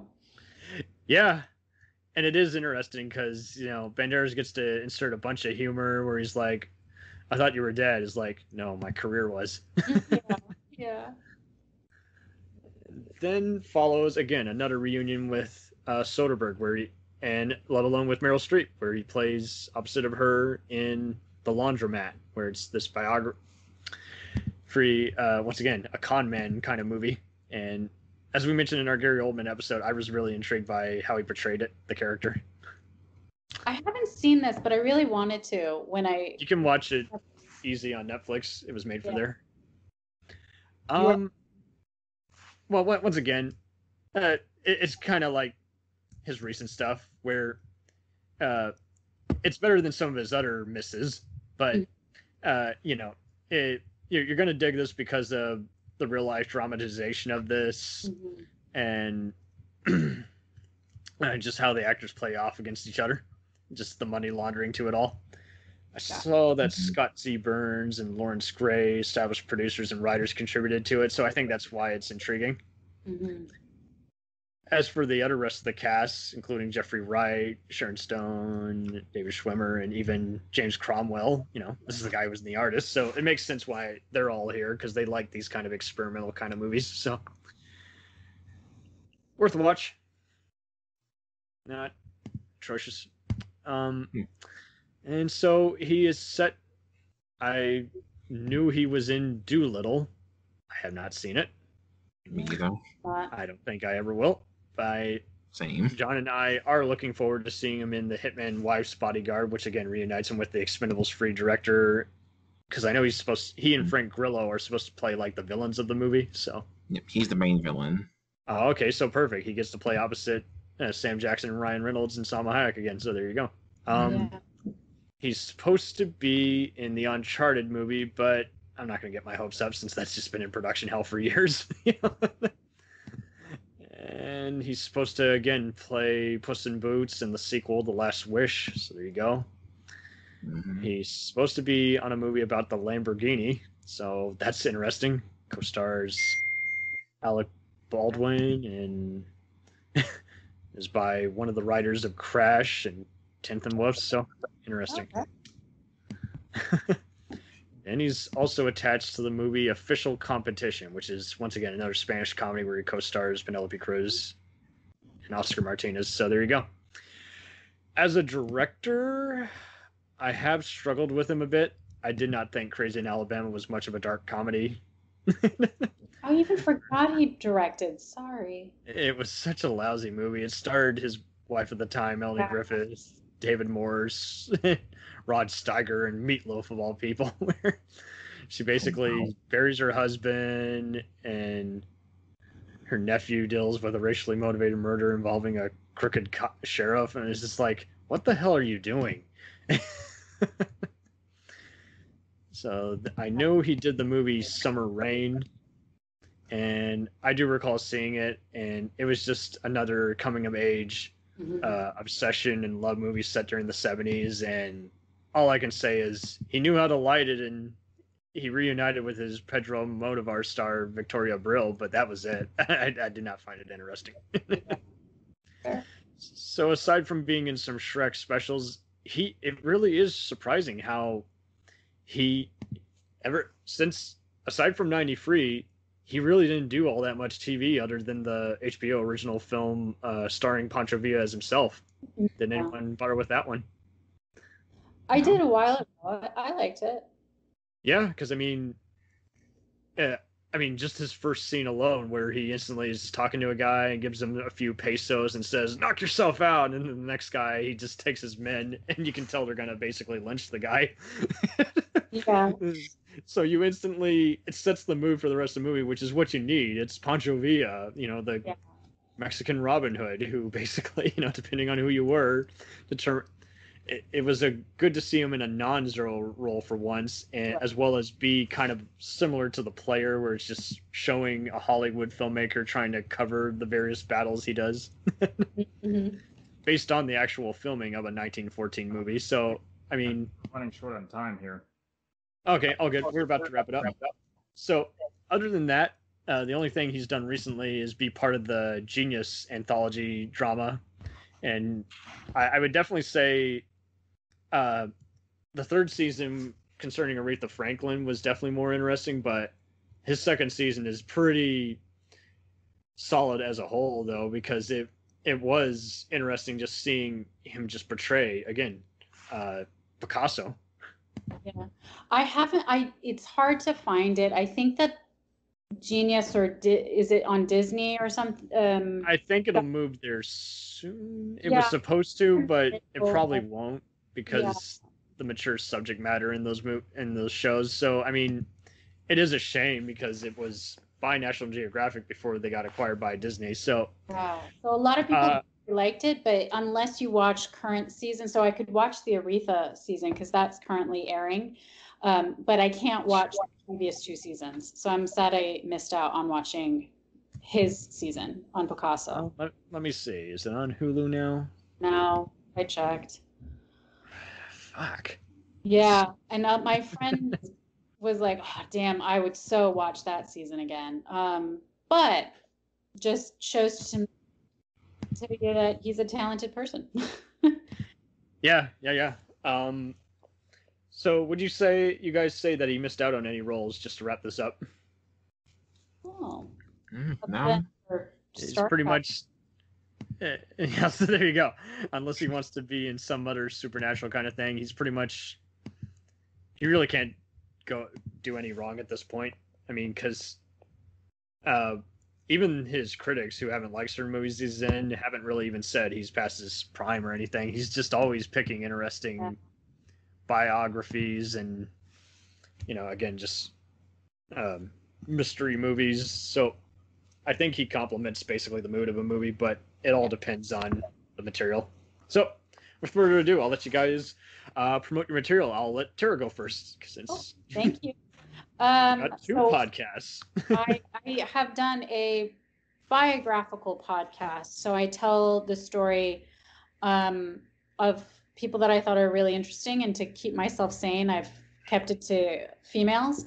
So it's called Who Was She podcast. And the first season is on Lydia Zemenov, who is the daughter of the man who invented the language Esperanto. And I thought her story was really interesting. There's like spies involved, and World War I and World War II, and travel and all sorts of stuff. So nice. Too expensive to make a movie, so I might as well make a podcast out of it. And then future seasons will be on people like Hazel Scott, who was a jazz and classical pianist from Trinidad who grew up in Harlem. She's super fascinating, and only recently more and more people are paying attention to her. So I was like, damn it, no, give me the attention for my podcast. How much research did you have to do for it? I found a biography on her that I'm reading right now. And she was the first Black American to have had a television show, basically called the Hazel Scott Show, like the first to host a show kind of thing. This is like 1950s or so. And there's video of her playing with 2 different pianos at the same time with total ease. She went to Juilliard at 8 years old. So it's really fascinating. So I'm excited to share her story through a podcast. Sure. And then I started a podcast many years ago called Discussing Divas, where we just talk about TV shows. And I'll keep up with it. That's more for fun, but those are my two big things. Yeah, if anyone hasn't listened to it, please do. Thank you. They did a lot of fun by actually kind of just discussing, again, just how why these various shows just lasted as long as they did, and their intro to it, which is even more interesting sometimes than just the show itself. Just yeah, it's us shooting the shit, but we'll be like, no, let's talk about the Big Bang Theory. What is your favorite thing about it? Right. Yeah. Okay, badass. So, Daniel, what's the Nightmare Nerd up to next? Well, I got a review of a movie from Shudder called Sleeks, I believe is the best way to pronounce it, about evil killer pants. Oh, yeah. I did see that you were reviewing it. Yeah, how could I resist? Sleeves, people. Yeah. All right, Jonathan, what's new? I got 2 or 3 films I'm planning to review, but just gotta figure out which one I'll review next. Okay, perfect. Okay, that's all, folks. Thank you all for listening. Thank you all for being here. Good and talk. We'll return after these messages. Hey, feeling down? Feeling low? Not enough podcasts about movies in your life? Why not try They must be destroyed on sight. the new Podcast Cure-All? Sure to get you right with the world and on a path to better living. We have exploitation, we have Italian horror, we have zombies, we have slashers, we have crime films, we have spaghetti westerns, we even have sci-fi and sex comedies. So take a dose of They must be destroyed on sight. as needed, and let the hosts, Lee Russell, Daniel Harper, Paul Romali, and the odd guest host cure what ails you. Warning, may cause atrophy, African consumption, black fever, bone shave, chin cough, colic, cramp colic, dropsy of the brain, elephantitis, grocer's itch, jaundice, mania, miasma, mortification, palsy, Pott's disease, rheumatism, scurvy, St. Anthony's fire, summer complaint, and worm fit in some people. Consult a physician before listening.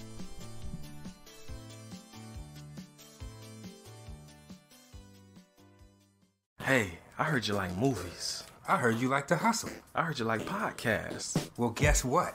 There's a podcast for you out there called The Home Video Hustle. Damn right. Every Friday, we talk about whatever movie PJ picks out the bag. What does that mean? Every Wednesday on our YouTube page, I put a bunch of movies in a bag, and PJ picks one out at random. And then we just watch it. We talk about it for maybe like an hour, hour and a half, 2 hours, whatever we feel like doing, wherever the conversation leads us. But do we actually talk about the movie? Most of the time. Tangents galore. Yes. So believe me, we may be a movie podcast, but it's not always about movies. We may talk about video games, music. Yeah, that's the big one, music. Sometimes we might get a little bit of politicalness in there. Yes. Sometimes we may just, we know what we like to do. We like to tell stories, PJ. Yes. I am the master storyteller of the podcast realm. Undefeated. So if you like to hear about movies, video games, whatever foolishness comes to our mind, the most random stuff you could think of, check out the Home Video Hustle. You can find us on the Stitchers, the Google Play, Apple Podcasts, What else? Podbean, What else? Podcast Addict, Goddamn. all that. Ain't no reason you can't get your hustle on. We everywhere, worldwide, baby. Hustle, motherfucking hustle. Hey, we can't cuss in the promo, PJ. We gotta be family friendly. There may be podcasts out there that don't want his hair say all that good fun stuff. Well, you. Don't run the listeners away, PJ. I'm sorry. But this is going kind of long. Yes. So we'll end this and say, hey, check out the Home Video Hustle every Friday on all the various podcast outlets. Peace. Peace.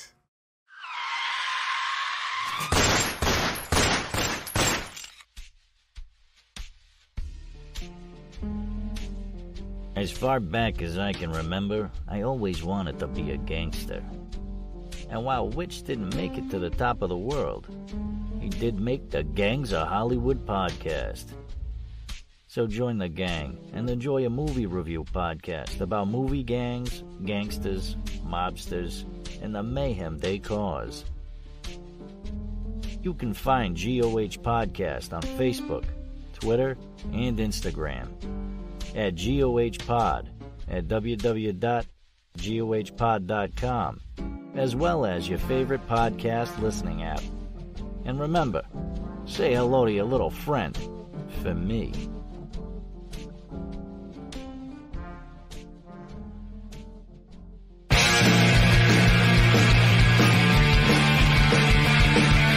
If you take two old punk rockers who are past their prime, put them in front of a movie screen, and give them a podcast, what do you get? Cinema Punks. Cinepunks. It's the mixtape of movies.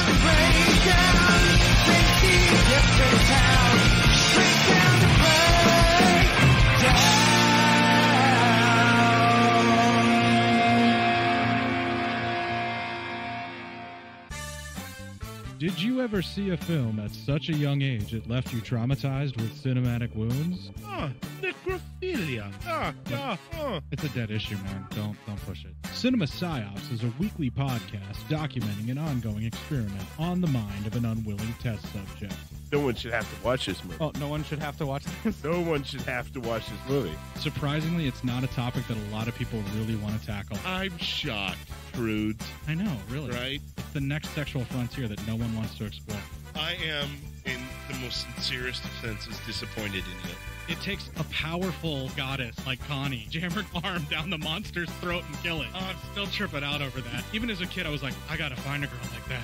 Every week, I get a new look of disappointment that I never thought I could get out of her. Unimaginable. At 12 years old, you should not be watching this movie. Obviously. At 13, you should not be. 14, you shouldn't be. I'm not entirely sure even 17-year-olds should be watching this.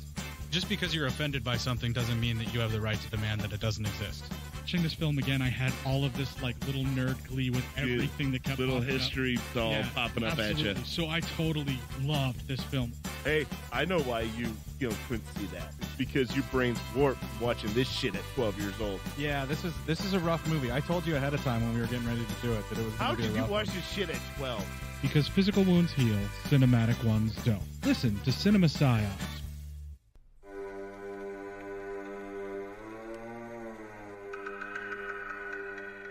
Hey everybody, I'm Corey. And I'm Zach, and we're the hosts of Podcasting After Dark, a cast dedicated to late-night horror and sci-fi of the 80s and 90s, often found on HBO and Cinemax. You know, the movies your parents didn't want you watching as a kid. You can find us every other week on Apple Podcasts, Spotify, Podbean, and Stitcher.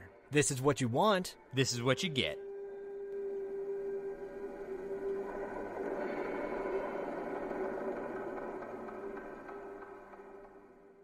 It's time, let's check our cue, baby. Pair it with a couple brews, baby. We love good movies. We love the bad ones too. So we watch them all and pass their lessons on to you. Oh yeah.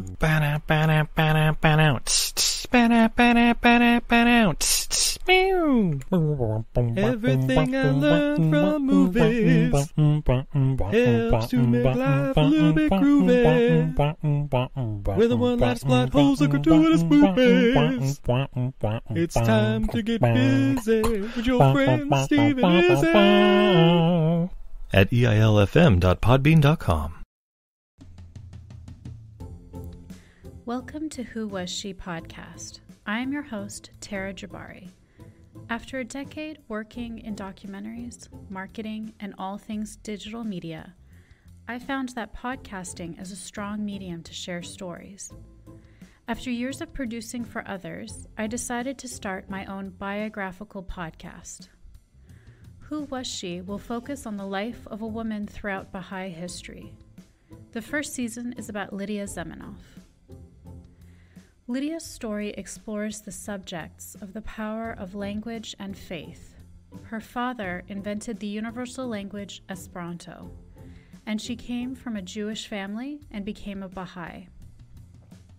She grew up during World War I and was killed during World War II in a concentration camp, despite heroic efforts to save her life.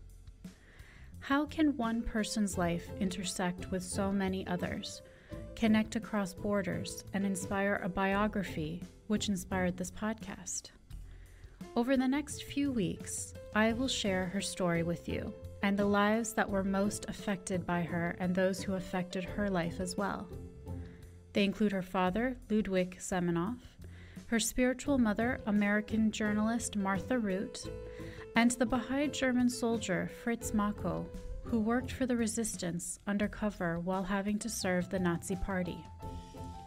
I want to thank the author Wendy Heller and George Ronald Publishing for their blessing to let me use Heller's biography, Lydia, The Life of Lydia Zemenov, Daughter of Esperanto, as a main and instrumental resource for this podcast. So please subscribe and learn about this amazing woman who traveled through 3 continents in an effort to bring unity through the power of language. You can also find more information on our Instagram, Facebook, and Pinterest at Who Was She Podcast. Music was composed and performed by Sam Red. I am your host, Tara Jabbari. Join us next time as we begin our journey about Lydia Zemenov.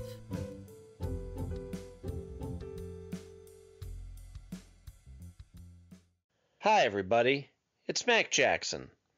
I wanted to invite you to a new site called the Forever Adventure Network. This website has everything. Pictures, videos, blogs. There's original music by Harmony Constant, 2 podcasts. One is the MacGyver podcast, where we celebrate Richard Dean Anderson, his iconic roles, and how it's influenced our lives. There's episode discussions, interviews, and life conversations. The second podcast is the Never Gets Old podcast, where we celebrate all the best things that we love in life, from TV, movies, music, and comics. The site is also the home for the MacGyver SG-1 audio series, an ongoing adventure series that continues the adventures of MacGyver and SG-1. There are also multiple stores to choose from for all of your pop culture and adventure needs. Come on by and check us out today. And thanks for joining the adventure. Are you sick of the same old stale podcasts? Well then join Vanessa and Darren as they dissect movies of all kinds. The 2 lifelong cinema lovers bring their favorites, curiosities, and first-time watches to the operating table and inject them with a healthy dose of snark. Then there's the waiting room, where they examine books and short stories. So just look for them on Apple Podcasts and where fine podcasts are available. They're part of the Legion Podcast Network. Follow them on Twitter at VD Clinic Pod. Join them on Facebook at facebook.com/groups/VD Clinic Pod. Or email them at vdclinicpod@gmail.com. They're ready to cure what ails you. And still, they just might be a little contagious. We now continue with our program.